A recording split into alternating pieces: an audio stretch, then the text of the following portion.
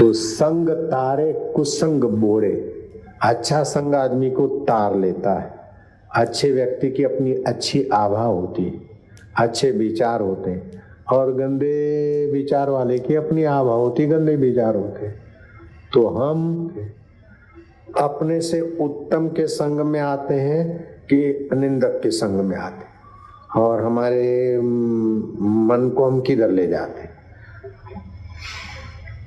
जब संत के संग में आते हैं, ऊंचे के संग में आते हैं, और वो ऊंचे का संग नहीं छोड़ते, तो हम ऊंचाई पर पहुंच जाते, पक्की बात।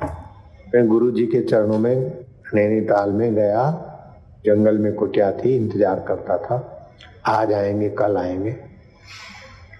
वो सेवक बोलता था।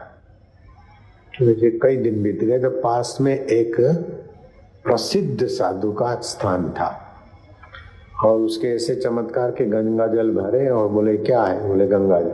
बोले देखो इसको हम दूध बनाते। दूसरे पात्र में डाला, दूध हो गया। तो मैं कहा चलो देख क्या है।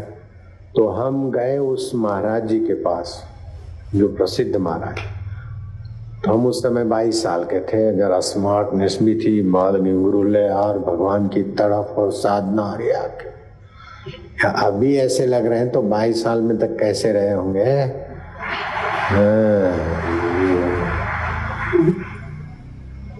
हम मेरी माँ की बहू रानी ट्राई करती थी मिलने जुलने का, संसारी बनाने का।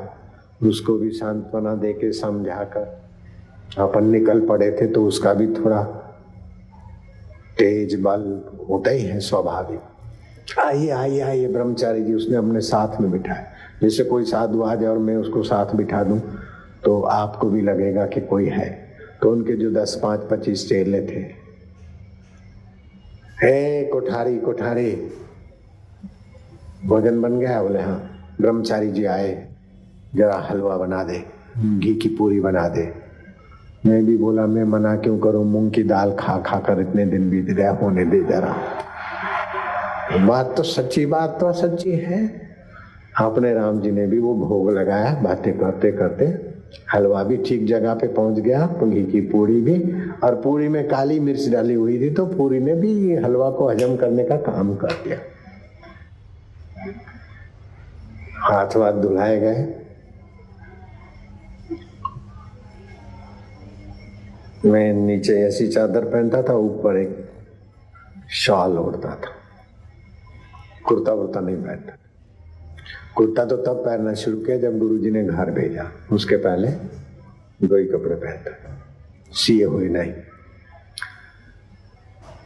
उसने बोला कुछ बताइए, जरा दो वचन सुनाइए। तो मैं गीता का 6ठा अध्याय मुझे कंठस्थ था, घर पे पाठ करता था। पाठ किए बिना, पूजा किए बिना हम कुछ खाते पीते नहीं थे। तो गीता के 6ठे अध्याय का एक श्लोक बोलकर मैंने जरा व्याख्या करते करते मेरे आंखों से भगवान की तड़प के आंसू में स्तब्ध सा हो गया। तो सारा वातावरण भक्तिमय हो गया। फिर मैं उठा, नमस्कार। तो बोले ब्रह्मचारी जी आप ही का है, आइए। अब कहाँ रहते हो? यही रहो। मैं क्या यहाँ पास में रहता हूँ। कहाँ? तो मैंने मेरे गुरुदेव का नाम लिया। अरे बोले वो सफेद कपड़ा वाला महात्मा, उसके चेहरे पर थोड़े भाव